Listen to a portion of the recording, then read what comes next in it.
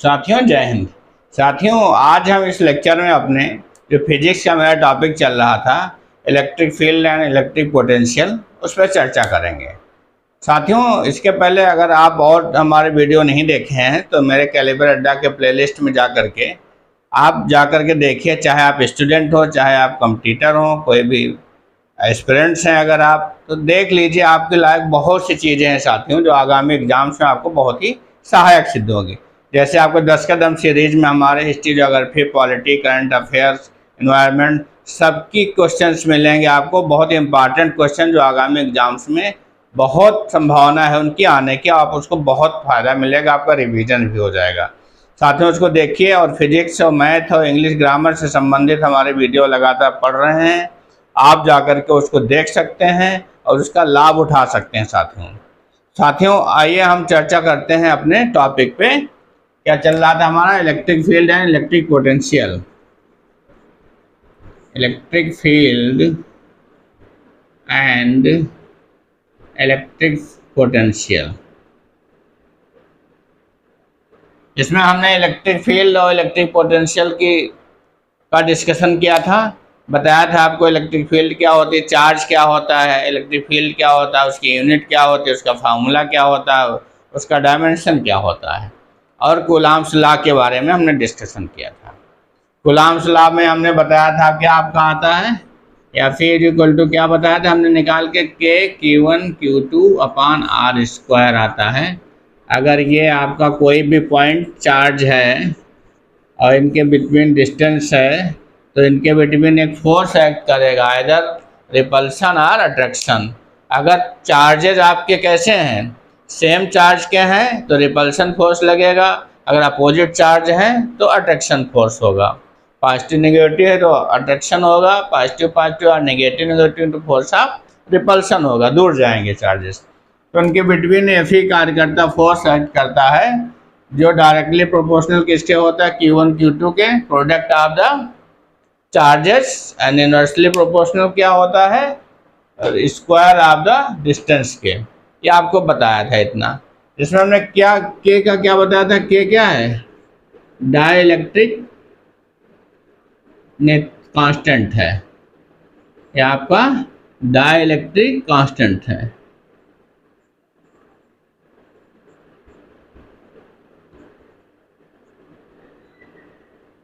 Dielectric constant है परावैद्युतांक।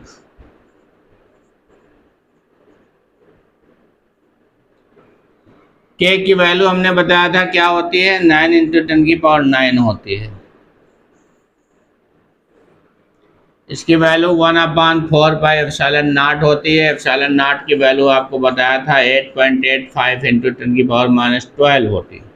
और हमने कहा था ये क्या होता है एप्सिलॉन नॉट, ये आपको निर्वात की वैद्युतशीलता होती है। निर्वात की वैद्युतशीलता होती है जिसे इंग्लिश में कहते हैं परमिटिविटी ऑफ वैक्यूम।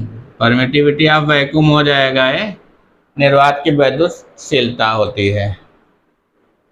तो इसकी वैल्यू इतनी होती है और ये बराबर हमने बताया था एक होता है, अगर एप्सिलॉन केवल है, एप्सिलॉन 0 पढ़ते हैं, अगर एप्सिलॉन है तो एक के एप्सिलॉन नॉट के इक्वल होता है।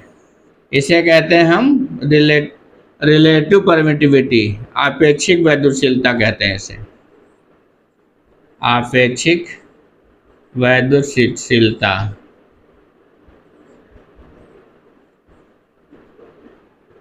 ये होती है, ये कांस्टेंट के इंटू इसके प्रोडक्ट इक्वल होती है। इसी में अगर के की वैल्यू आप निकालेंगे इसी से, इसे आप क्या कहेंगे, रिलेटिव परमिटिविटी। रिलेटिव परमिटिविटी भी कहते हैं इसे। के इक्वल टू इसी से निकलता है ε/ε0। जब ये रेशियो होता है तो इस के को हम ER लिखते हैं, ER रिलेटिव। ये क्या हो जाती आपकी, इनका रेशियो जो हो जाता है किसके बराबर हो जाता है आपकी, इसके आपेक्षिक वैद्युतशीलता ER लिखते हैं, रिलेटिव होता है, इसका रेशियो हो जाता है, कांस्टेंट का रेशियो है, क्या होता है ई upon E not, ratio of epsilon हो जाता। ये भी फार्मूला लिखते हैं। और के की वैल्यू हमने बताया था आपको कि ऑलवेज जितने आपको डाई इलेक्ट्रिक मीडियम होते हैं, डाई इलेक्ट्रिक मीडियम के लिए क्या होता है के की वैल्यू, परावैद्युतांक डाई इलेक्ट्रिक मीडियम के लिए के ग्रेटर देन 1 होता है always for dielectric medium. और फॉर मेटल्स के लिए धातु के लिए परावैद्युतांक के लिए परावैद्युत माध्यम होते हैं। परावैद्युत माध्यम कौन कौन से होते हैं, जैसे आपका तेल है, आपका मोम है, आपका अभ्रक है, माइका है, ये सब आपके परावैद्युत माध्यम में आते हैं। इसके लिए के की वैल्यू हमेशा 1 से ग्रेटर रहती है। और धातुओं के लिए, मेटल्स के लिए कितनी के की वैल्यू इन्फिनिटी होती है।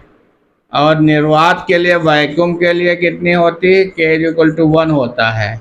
वायु के लिए, एयर के लिए कितनी होती है के की वैल्यू, हमने बताया था 1 ही लिखते हैं क्योंकि 1.0059 होती है, इक्वल टू 1 ही लिखते हैं इसको। तो निर्वात के लिए और वायु के लिए 1 वैल्यू होती है इसकी।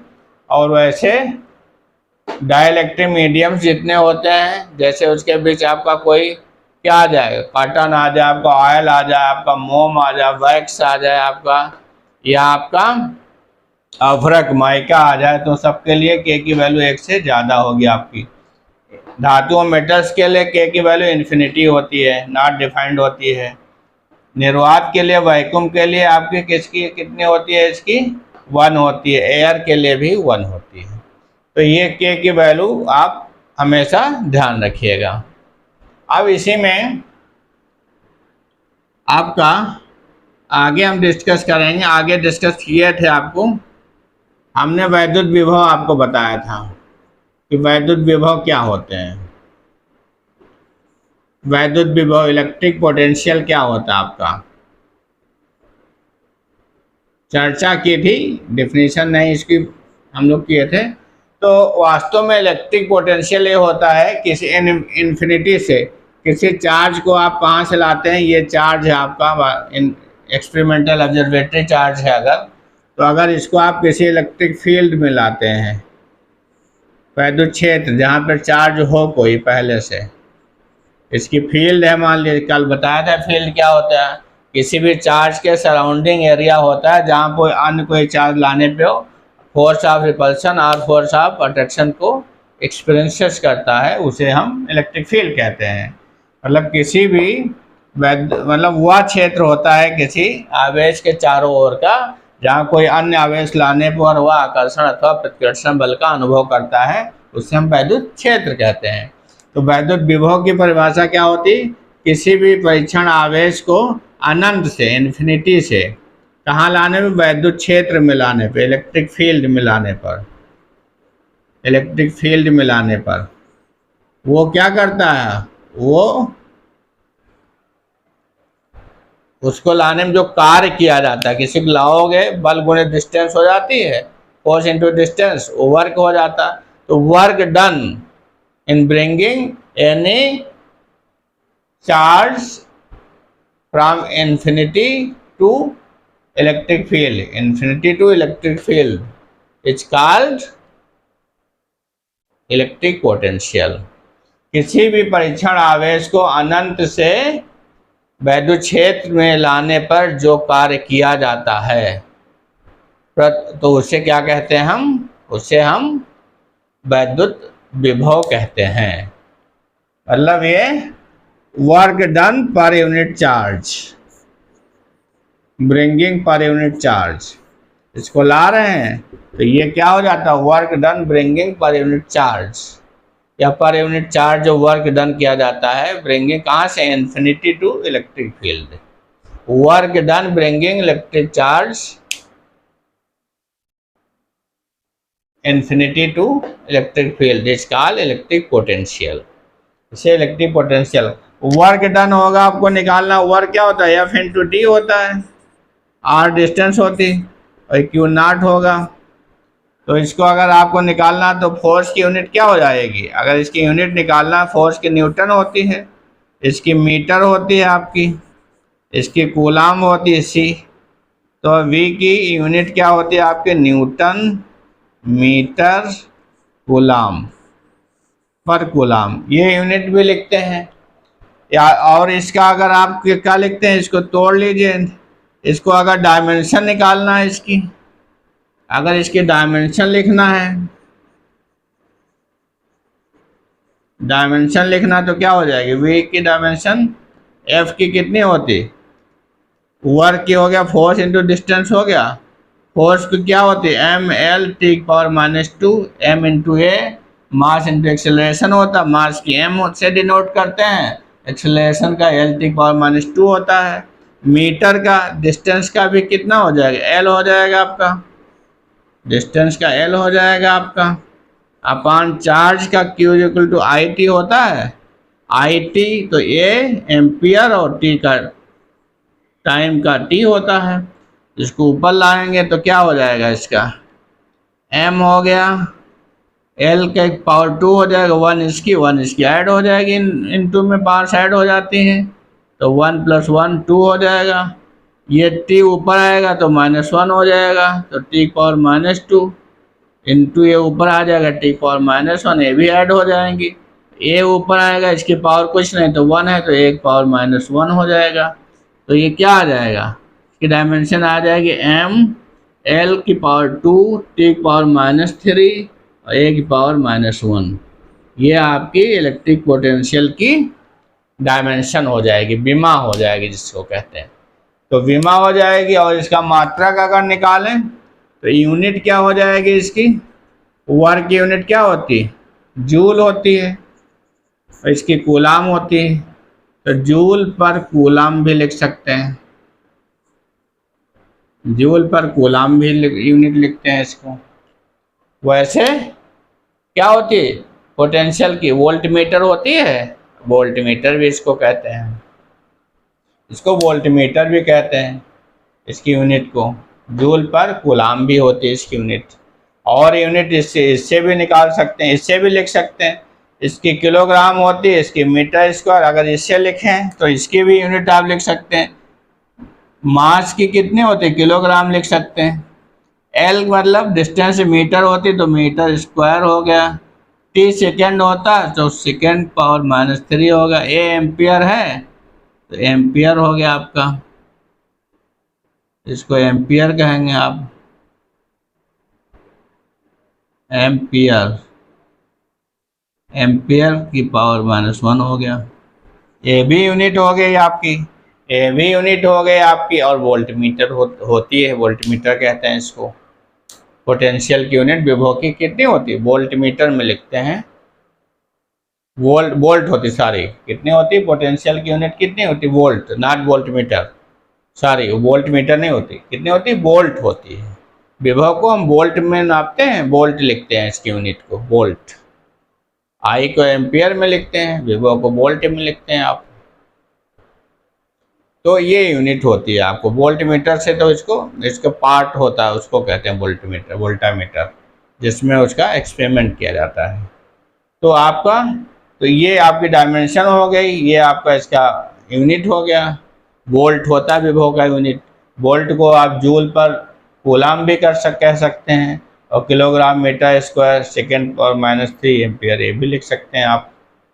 तो वोल्ट लिखा जाता है आपका इसके। अब इसी में पूछ लिया जाए आपको कि वैद्युत विभवांतर क्या होता है, तो विभवांतर में कुछ नहीं करना होता है। विभवांतर में अगर इसको करना होता आपको, तो हमने उस लास्ट लेक्चर में ये भी आपको बताया था।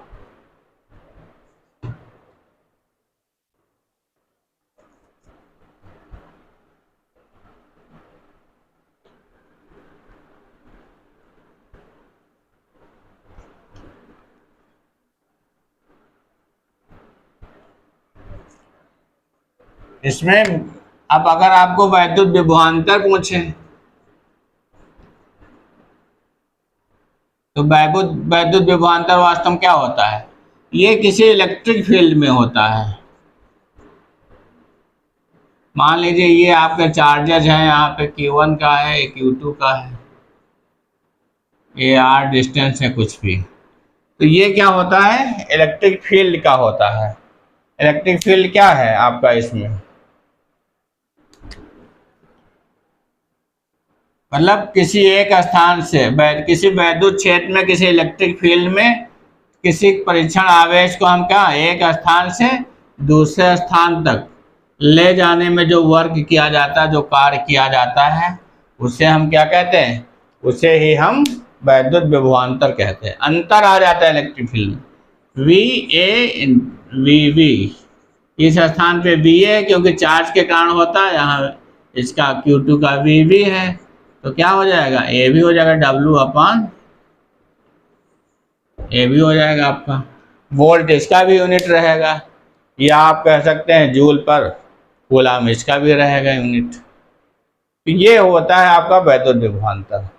अब हम चर्चा करते हैं वैद्युत बल रेखाओं की, इलेक्ट्रिक लाइंस की, फोर्स ऑफ इलेक्ट्रिक लाइंस, वैद्युत बल रेखाएं, फोर्स ऑफ इलेक्ट्रिक लाइंस चर्चा करते हैं हम।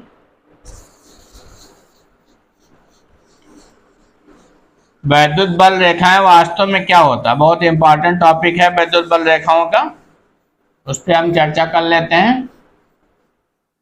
तो ये आपको क्लियर हो गया होगा वैद्युत विभव क्या होता है, वैद्युत विभवांतर हो क्या होता है। आपको थोड़ा सा इसमें डिफरेंस ये रखना है कि वैद्युत विभव जब होगा तो हमको आवेश को कहाँ से लाना होता है, तो हमको परीक्षण आवेश को अनंत से लाना होता है, इन्फिनिटी से लाना होगा। कहाँ लाना होगा, किसी वैद्युत क्षेत्र के अंदर, किसी वैद्युत आवेश को अनंत से वैद्युत क्षेत्र में लाने में जो कार्य किया जाता है वो हमारा वैद्युत विभव होता है। और वैद्युत क्षेत्र की तीव्रता मतलब वैद्युत क्षेत्र के अंदर एक बिंदु से दूसरे बिंदु तक लाने में जो विभव जो कार्य किया जाता है उससे हम वैद्युत विभवांतर कहते हैं। बस इतना सा अंतर है आपका। अब हम डिस्कस करेंगे वैद्युत बल रेखाओं पर। तो वास्तव में वैद्युत बल रेखाएं होती क्या हैं, वैद्युत बल रेखाएं वास्तव में क्या होती हैं, तो इनकी प्रॉपर्टीज ये होती है, ये हमेशा पॉजिटिव से नेगेटिव की ओर ट्रेवल करती हैं। मतलब पॉजिटिव आवेश से शुरू होंगी तो नेगेटिव आवेश पे समाप्त होंगी।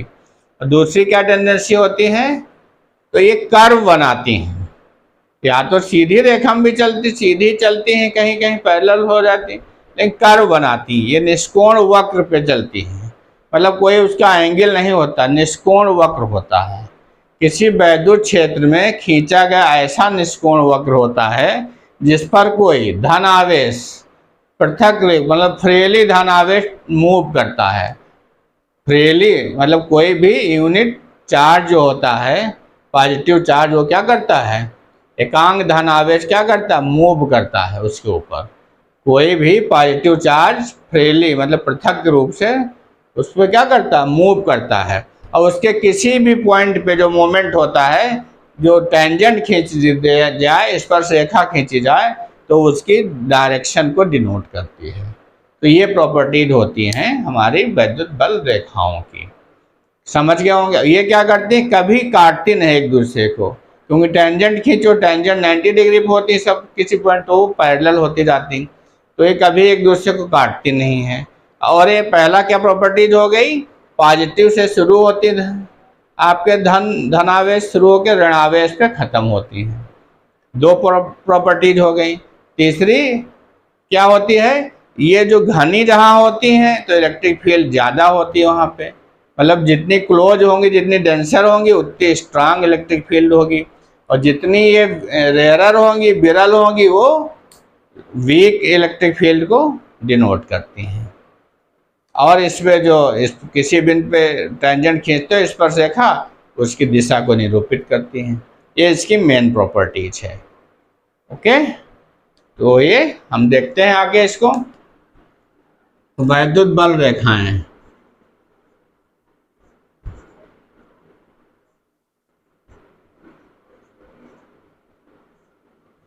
Lines of electric force.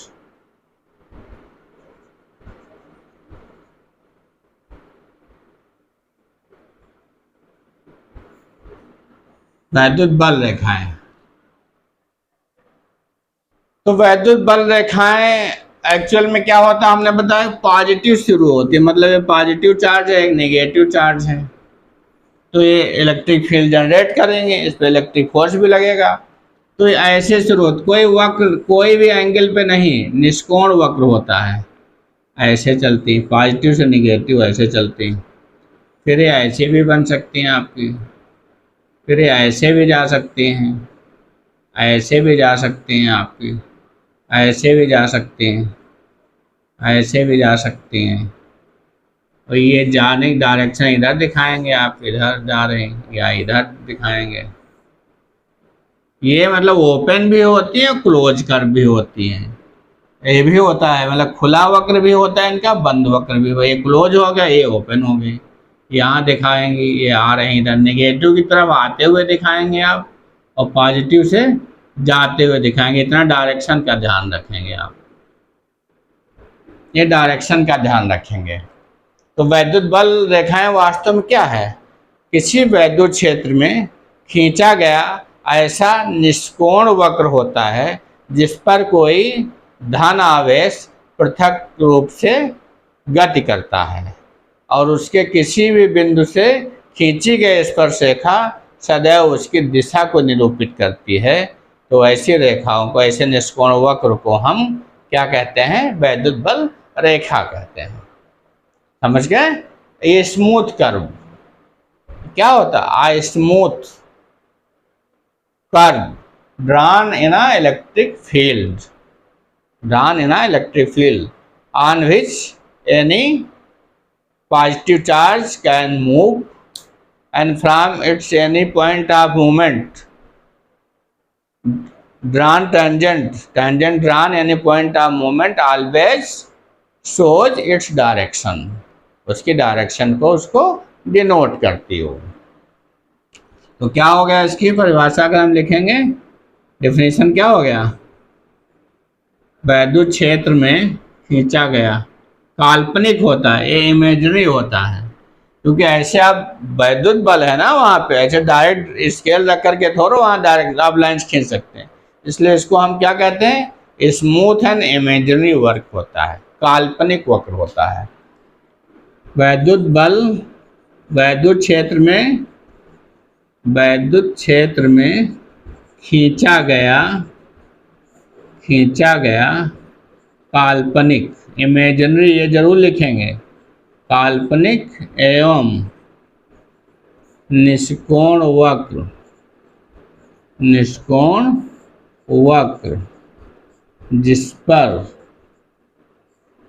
जिस पर कोई धन आवेश, यूनिट चार्ज होता है वो, धन आवेश गति करता है, धनावेश पृथक रूप से गति करता है, फ्रीली पृथक रूप से गति करता है तथा इसके कहीं भी, मान लो यहाँ पॉइंट ले लिया, यहाँ से खींच जाए टेंजेंट, यहाँ ले लिया, यहाँ टेंजेंट खींच दिया, तो पैरेलल हो जाती है, इसलिए काटती नहीं एक दूसरे को। तथा इसके किसी बिंदु से खींची गई स्पर्श रेखा, स्पर्श टेंजेंट जिसको कहते हैं, स्पर्श रेखा सदैव इसकी दिशा को व्यक्त करती हैं,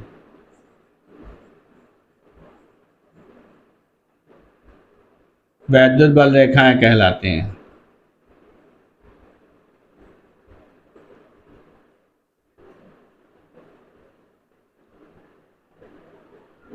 लाइन्स ऑफ इलेक्ट्रिक फोर्स तो वास्तव में क्या होती हैं, मतलब in a electric field a smooth and imaginary curve drawn in an electric field on which any positive charge can traverse or can move, okay, and tangent drawn at any points of its movement always shows its direction. Tangent drawn at any point of its movement always shows its direction. That is called the lines of electric force.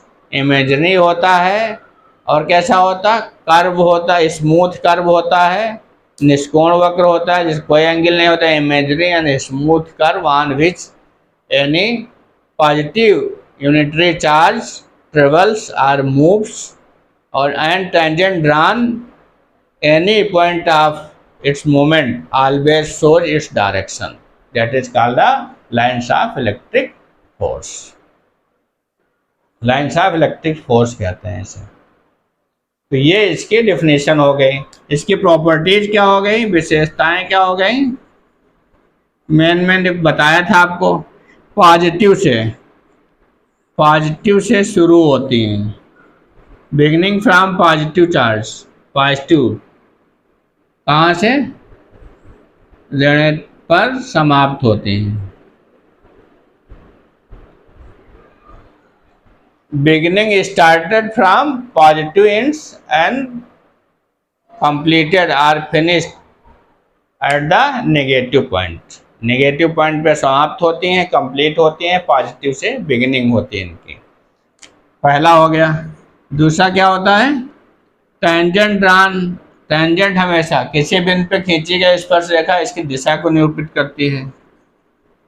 किसी बिंदु पर खींची गई स्पर्श रेखा सदैव इसकी दिशा को प्रदर्शित करती है. सदैव इसकी दिशा को व्यक्त करती है. Tangent drawn at any point always shows its direction. ये हो गया इंग्लिश में. थर्ड क्या हो गया, थर्ड, ये एक दूसरे को काटते नहीं कभी, क्योंकि पैरेलल बन जाती है. ऐसे यहाँ खींचो पैरेलल, यहाँ खींचो पैरेलल, यहाँ खींचो पैरेलल, एक दूसरे को काटती नहीं. Never intersect to each other. Never intersect to each other.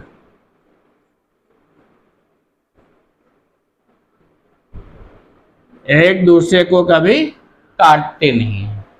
और जितनी क्लोज होगी, close electric field shows stronger electric field. Close lines of electric force always shows stronger electric field and rarer lines of electric force always shows weak electric field. Never intersect का मतलब है एक दूसरे को कभी काटती नहीं है, एक दूसरे को काटती नहीं है, काटती नहीं है. अगला पॉइंट क्या है, फोर्थ पॉइंट, घनी वैद्युत बल रेखाएं. घनी वैद्युत बल रेखाएं शक्तिशाली वैद्युत क्षेत्र को प्रदर्शित करते हैं. शक्तिशाली वैद्युत क्षेत्र को शो करती हैं, शक्तिशाली वैद्युत क्षेत्र को प्रदर्शित करती हैं.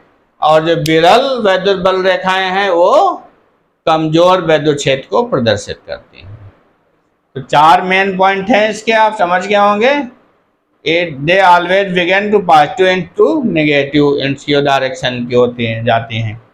और हमेशा क्या याद करेंगे, इनके किसी a line or tangent drawn at any points of its movement always show direction of electric field.